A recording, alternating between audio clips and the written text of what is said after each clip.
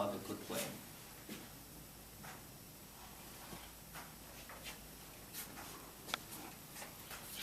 For this case, let me start from here. This will be equivalent to this is the beam, and once this block hit the beam and produce the bending, so this is equivalent impact loading occurred here. This impact loading is to produce such a change configuration, and that is Ym. Right, so that is our original problem. So here we have two unknowns, Pm and Ym. Yes? So we're disregarding the weight of the mass after the impact? Yes, we discard. We don't consider. We're only worried about the force caused by the that. impact? Yes. Okay. So right now here we have two unknowns, and we don't know the Pm, we don't know the Ym. Okay. And for this case, if we want to apply, then basically P is equivalent to the Pm here, impact loading. We don't know yet. And so for this formulation, you can see the left-hand side up here is this parameter, the Ym. So I'm trying to get this term is in terms of the function Ym as well. Because in this way, I will be able to solve for one equation, only one unknown. Okay, so that means here, I think I will try furthermore is to rewrite this equation in terms of the delta, in terms of the y. So for this case, on the other side,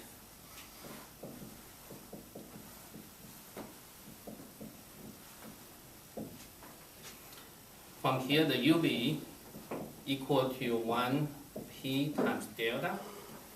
And again, delta is corresponding to our symbols here. Okay, and right now I want to express this one in terms of the delta. So 1/2 delta. What is P? P again, yes. So here P equal, delta equal to our symbol utilized, the case is PL 48 EI. So therefore, P equal to 48 EI divided by L cubed delta, right? So that means I plug in here.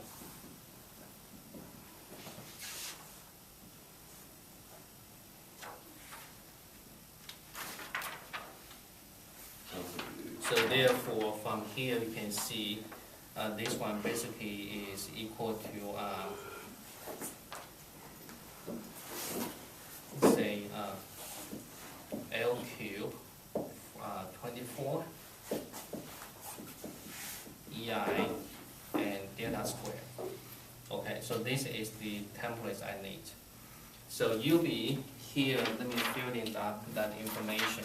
So that will be equal to 24 EI L cubed.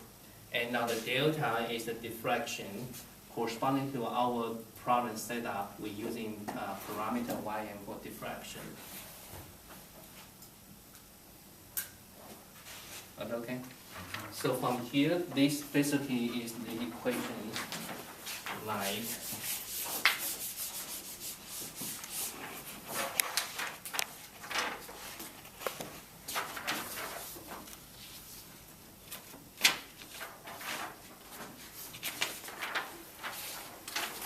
so that basically becomes the 24 EI L cubed Ym squared minus Wyn minus Wh equal to 0. So this equation is similar to ax squared plus bx plus c equal to 0, and we know the x equal to qa minus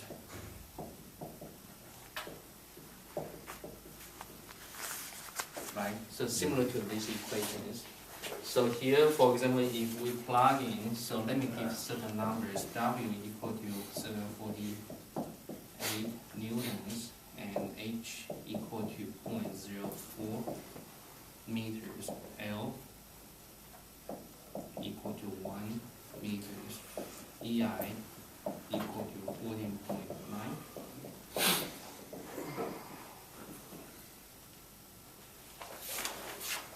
So if plugging all the information, we should be able to solve for this one. So there, You were yes. given those, right? Huh? You were given those. Yes, yes. So therefore ym, and one value will be negative, one value will be positive. So we pick up the reasonable one.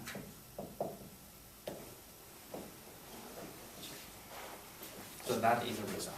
But it doesn't matter because at one point you just took the magnitude of the deflection, Mm-hmm. which is the same thing as yn. Mm-hmm. So, like, do you know what I'm asking or what I'm saying? No. Okay, so you know the middle term right there? Mm-hmm. Go down. Mm-hmm. Okay, yeah. So yn there, Mhm. that's the same thing as the deflection. Yes. And we've just been using the magnitude of this. Always magnitude. Yes. So that means that if we follow this pattern, it's always going to be the magnitude. So that middle term should always be a minus, right? Middle term, this one. Like, will that always be subtracted?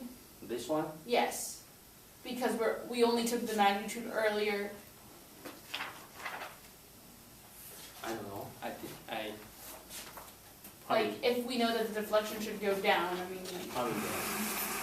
Okay. If that template is held constant, yes. There will always be, A will be positive, W, or your B and C will also be negative. yeah, that's what I'm asking. Because it's kind of hard for it to fall out. This should hold. Yeah, for okay, all that's, these okay. kinds of that's all I'm It's hard for it asking. to fall out. I'm just asking if it should follow this. Even if it did hit the Now, if you bottom, put like a all the hydraulic signs arm would be pushing flipping on out it or so something. much. it'd be a little Then you're not dealing with impact loading. Yeah, well, I'm just No, saying, not the impact loading. Yeah. It's gotta be something like pushing up for it not to be negative. I Yeah. think the directions has been taken care of by the drawing here. Mhm. So, Well, so here, put everything here, we focus in only the magnitude. So once we have the ym, so the impact loading is simply using this one. So the impact loading is 48 EI and multiply with the L cube times delta, 8 times the ym. So ym is solved and those things will plug in, so that is equal to 177 MPa. So very likely, using our previous example here, our previous example say this is a cantilever beam, and this is we exercise this impact load, this is the loading. So for this example, that can be equivalent to the diving board I mentioned to you last time. So here is the Mr. Beam sitting and try to dive into the water here. I have the diagram.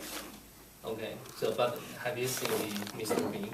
But here it's kind of jumping to the third point and then getting down to there. So you can see that diving board tends to deflect a lot. But this technique you can pretty much estimate roughly using the similar process. Is that 177 or 179? 177.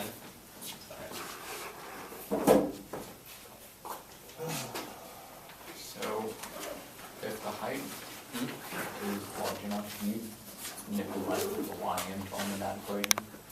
If the height is, Yeah, if the height's really large, can you? it's not really, Well, the thing is, Yeah, as you increase it's not height, this equation, but like if the height was large enough, can you just ignore ym? Yes. Then it- as you increase height, ym is also going to Yeah. increase. yeah. So fortunately here, I think Logan's, right, Morgan's,